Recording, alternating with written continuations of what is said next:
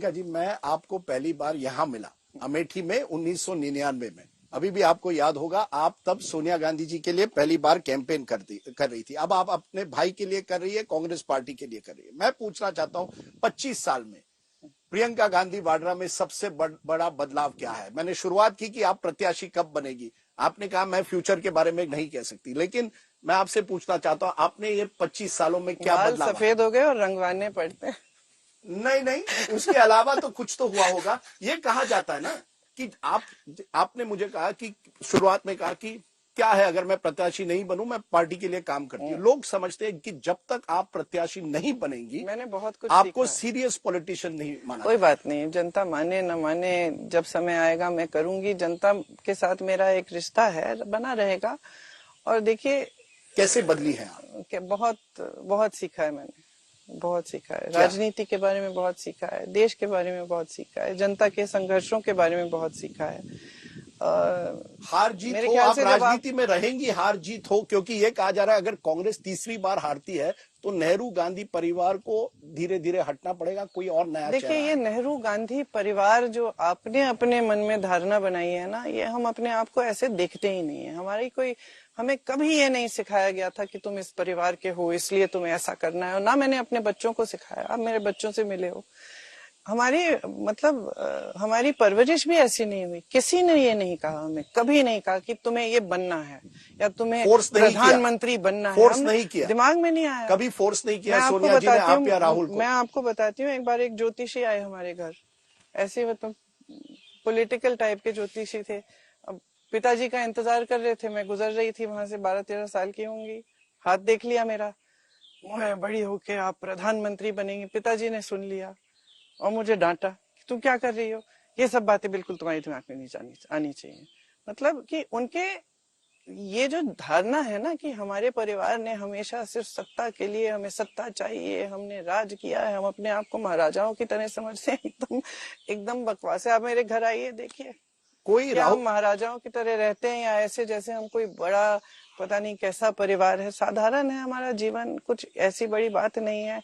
ना हमने कभी ये धारणाएं रखी हैं कि हमें कुछ सत्ता चाहिए या सत्ता को किसी भी तरह से पकड़ के रखना है, ये हमारा मकसद ही नहीं है जीव। देखिए, जिसने ना, आपने पहले मेरे पिताजी की बात की, जिसने इतनी हिंसा देखी है जो राहुल और मैंने देखी है। 12 साल की उम्र में हमारी जो दादी थी माता जी की तरह थी, हम एक ही घर में रहते थे। आज भी वो घर म्यूजियम बना है, आप देख सकते हैं। और वहां भी आप देखेंगे कि एकदम साधारण टाइप का जीवन। आज आपको यकीन नहीं आएगा कि यहाँ प्रधानमंत्री रहती थी इस लकड़ी के पलंग पे, और जमीन पे चटाई भी नहीं है। तो खैर वो अलग बात है। मैं कह रही थी कि उनकी जब हत्या हुई, हम 12 साल के थे, हमारे घर के अंदर हत्या हुई। हमने अपनी माँ को देखा, माँ ने उनका शरीर उठा के वो ही ले गई अस्पताल। माँ सदमे में थी, बहुत समय के लिए सदमे में थी। उसके बाद 7 साल बाद, हम 19 साल के, भैया 21 साल के थे, पिताजी की मृत्यु होती है, और इस तरह से होती है। पिताजी सिर्फ 46 साल के थे। तो हमारे मतलब एक, जब ऐसी चीजें होती है ना जीवन में, किसी के भी जीवन में, कोई भी हो जिनके पिता आकस्मिक मौत से गुजर गए हों या कुछ ऐसा होता है, तो किसी के भी जीवन में होते हैं, तो जीवन में एक अलग तरह की गहराई आ जाती है, उस जीवन की समझ ही अलग हो जाती है। तो कोई प्रेशर नहीं आप पर या आपके भाई पर कि या सोनिया जी ने डाला कि आपको राजनीति करनी है? बिल्कुल जी, बिल्कुल। क्योंकि आप राहुल गांधी को सबसे अच्छी तरह से जानती है। राहुल में क्या फर्क आया है? क्या वो तैयार है फर्क आपके नजरिए में है, बनने के लिए? फर्क आपके नजरिए में है, राहुल में नहीं है। राहुल हमेशा एक बहुत गहरे इंसान रहे हैं। राहुल हमेशा बचपन से न्याय की लड़ाई लड़े हैं। अगर 2 बच्चे लड़ पड़ते, तो किसी ने किसी के साथ अन्याय किया है तो राहुल उसके लिए लड़ लेते। और राहुल में एक खासियत है जो कभी कभी जिससे मैं चिढ़ती भी हूँ, कि वो सच बोलते हैं, चाहे आपको पसंद हो ना पसंद हो। अपनी बहन से, अपने दोस्तों से, अपने साथ जो कार्य करते हैं उनके साथियों के साथ और जनता के साथ, वो सच बोलते हैं। आपको भी मुंह पे सच बोल देंगे। आपको इसलिए तो लोग थोड़े से, क्योंकि हम लोगों की आदत है कि हम थोड़ी अच्छी तरह से बोलते हैं, जो भी बोलना है, मेरी भी आदत है, मैं ऐसी मुंहफट नहीं हूँ, वो थोड़े से मुंहफट है। जीत हो, आप दोनों रहेंगी राजनीति में, प्रियंका गांधी वाड्रा और राहुल गांधी रहेंगे, हार जीत हो, और क्या, हम तो यहाँ ये कोई सवाल है, इतने समय से राजनीति में रहे हैं। राहुल जी तो मेरे ख्याल से अब 20 सालों से, 20 साल। और देखिए राहुल,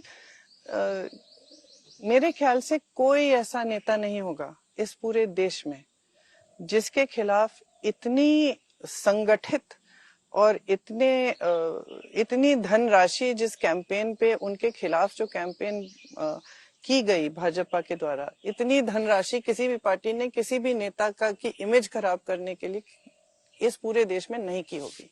राहुल जी को मीडिया से लेकर भाजपा के नेता से लेकर सबने, इन्होंने इतना आक्रमण किया राहुल जी पे और इतने अपशब्द बोले और इतनी गलत गलत धारणाएं फैलाई इनके बारे में, फिर भी राहुल जी खड़े रहे, फिर भी राहुल जी खड़े रहे, फिर भी राहुल जी की इतनी हिम्मत है कि झुकते नहीं हैं, डरते नहीं हैं। इन्होंने घर से निकाला, संसद से निकाला, इन्होंने तमाम मुकदमे लगाए, एक गुजरात में, एक महाराष्ट्र में, कहीं कहीं, ताकि दौड़े रहे मुकदमों में हाजिर होने के लिए।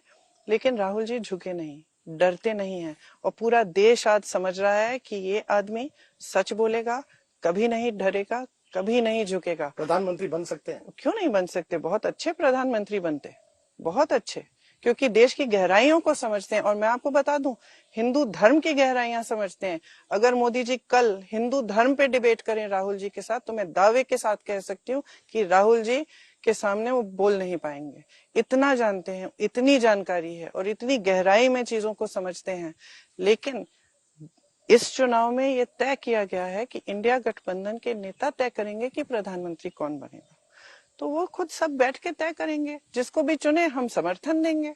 आप कह रहे हैं इंडिया गठबंधन तय करेगा जी, मोदी जी कह रहे हैं 400 पार, आपका आंकड़ा क्या है? क्या आपको वाकई लगता है कि जून 4 को नॉन बीजेपी गवर्नमेंट बनेगी, 2004 रिपीट होगा, या आप मानती हैं कि बीजेपी फ्रंट रनर है और आप बैकफुट पर हैं? नहीं, हम बैकफुट पे बिल्कुल नहीं है। बैकफुट पे मोदी जी हैं, जो फिजूल की बातें करने लगे हैं और जो अपने प्रचार का खुद खंडन करने लगे हैं चुनाव के बीच में। बैकफुट पे मोदी जी हैं, हम बैकफुट पे बिल्कुल नहीं है, क्योंकि हमने, इंडिया गठबंधन के सारे नेताओं ने लगातार जनता के मुद्दे उठाए, और हम सिर्फ लगातार यही कह रहे हैं, मोदी जी मुद्दे पे आइए। मोदी जी मुद्दे पे आ नहीं पा रहे हैं, मोदी जी इधर उधर जा रहे हैं, भटक रहे हैं, घबरा रहे हैं, अजीब अजीब सी बातें कर रहे हैं, पूरे देश को दिख रहा है आज। तो हम बिल्कुल बैकफुट पे नहीं है। मैं तो उनको, छोटी हूँ उनसे, लेकिन उनको सलाह अभी भी दे देती हूँ कि अभी भी जनता की बात कर लें, अभी भी कर लें। प्रियंका जी, हम ये इंटरव्यू यहाँ एंड कर रहे हैं, लेकिन मैं आपसे पूछूंगा, यू वर कॉल्ड, आपको कहा गया था कांग्रेस की ब्रह्मास्त्र होंगी जब आप पॉलिटिक्स में नहीं आई। आप अपने आप को किस तरह से देखती है? क्या वो एक चीज है जो जनता नहीं जानती प्रियंका गांधी वाड्रा के बारे में, जो हमें आज जाननी चाहिए? आप ब्रह्मास्त्र है, क्या है? आप अपने आप को किस तरह से देखती हैं? और क्या है वो एक चीज जो हम नहीं जानना, हमें जाननी चाहिए, जो हम नहीं जानते हैं? देखिए, मैं, सच्चाई ये है कि मैं राजनीतिक संदर्भ में अपने आप को मैं एक कार्यकर्ता समान देखती हूँ। मैं, देखिए यहाँ पे भी चुनाव है, मैं तीन जाके मेरी आदत है, मैं क्या बताऊं, रैली चल रही है तो मैं जाके खुद देखूंगी कि कितने झंडे बटे हैं, नहीं बटे तो खड़ी होके बंटवाऊंगी। मैं थोड़ी इस तरह की हूँ क्या मैं? अच्छा, मैं थोड़ी बारीकियों में घुसती हूँ, माइक्रो मैनेजमेंट। हाँ, तो मैं यहाँ पे 3 बजे तक नहीं सोती, फिर उठ के निकल जाती हूँ 12 घंटे, फिर वापस आके सबको तंग करती हूँ कि भाई तुमने क्या किया, तुमने अपना काम क्यों नहीं किया, ये क्या है, ये लिस्ट बना देती हूँ, ये करना है, चलो वहां जाके देखते हैं। तो मैं थोड़ा, ये मैंने सुना इंदिरा गांधी बहुत करती थी। अब वो नहीं मालूम मुझे इतना। पर आखिर में चुनाव के बाद we will see you in some new avatar, कोई नया अवतार होगा, या वही करती रहेंगी? मैं बार बार आपको ये पूछ रहा हूँ क्योंकि मैं आपको बताता हूँ रूमर क्या है कि अगर राहुल गांधी रायबरेली वायनाड दोनों जीतते हैं तो वो वायनाड रहेंगे, रायबरेली की सीट प्रियंका गांधी वाड्रा 6 महीने बाद लड़ेगी। देखिए, ये सही है गलत है? देखिए, मेरे अवतार तो आप लोग ही बनाते हैं। अब नहीं, मैं यूपीआई जनरल यहाँ की महासचिव बनी जी, आपने फिर भी वही अवतार ढूंढना मुझ में जो पुराना वाला था। फिर यहाँ का चुनाव भी लड़ा, चेहरा बनेगी मुख्यमंत्री के लिए, दावेदार बनेगी। तो ये तो आपकी धारणा है ना, ये तो आपकी धारणा है। प्रियंका गांधी का भविष्य किस तरह है, राजनीतिक अब मैंने कहा, मैं ज्योतिषी नहीं हूँ, मैं क्या बताऊं मेरा भविष्य। But you are not ruling out. मैं ये दावे के साथ कह सकती हूँ कि मेरा भविष्य ये है कि मैं जनता की सेवा और कांग्रेस पार्टी की सेवा लगातार करती रहूंगी हमेशा के लिए। प्रियंका गांधी वाड्रा, आपने हमें बहुत कुछ इस इंटरव्यू में बताया आपके बारे में, कांग्रेस पार्टी के बारे में और 2024 के चुनाव के बारे में। और ये भी जबकि आप 10-11 रैलियां नुक्कड़ सभा कर रही हैं, बहुत गर्मी भी है। आज तो खैर आखिरी दिन है, तो आज सिर्फ एक जी, रोड बिल्कुल। शो रखा है। लेकिन आपने हमसे बात की, इसके लिए बहुत बहुत शुक्रिया। We wish you all the best, like we Thank wish you. All the parties. Thank you. और I must देखते say, हैं, Rajdeep, your Hindi has improved. My Hindi has improve. तो 99 और अब में ये एक फर्क आ गया है। I was 99 में और आज में इतना फर्क आ गया। आप में कोई फर्क नहीं आया, मुझ में इतना फर्क आया है कि मेरी हिंदी ठीक ठाक हो गई। नहीं, मुझ में भी बहुत फर्क आया, लेकिन वो एक कहाँ इंटरव्यू में कहाँ बताएं।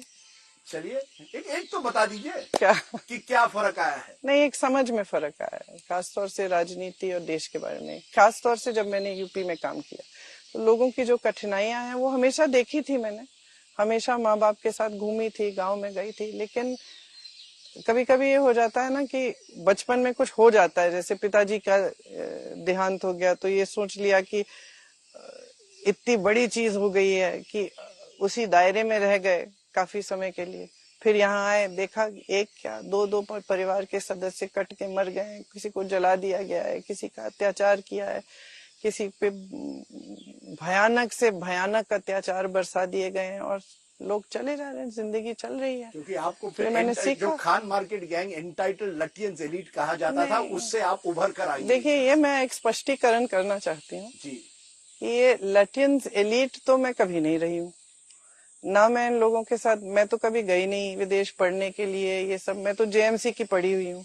मेरी सारी सहेलियां जो हैं वो साधारण परिवारों की थी, वो कोई बड़ी एलीट तो थी नहीं, लटियंस की थी नहीं इस तरह से। सरनेम था आपका। हाँ, तो सरनेम था, तो सरनेम से क्या होता है, सरनेम से क्या होता है, वो तो मेरे रहन सहन से होगा ना क्या हो।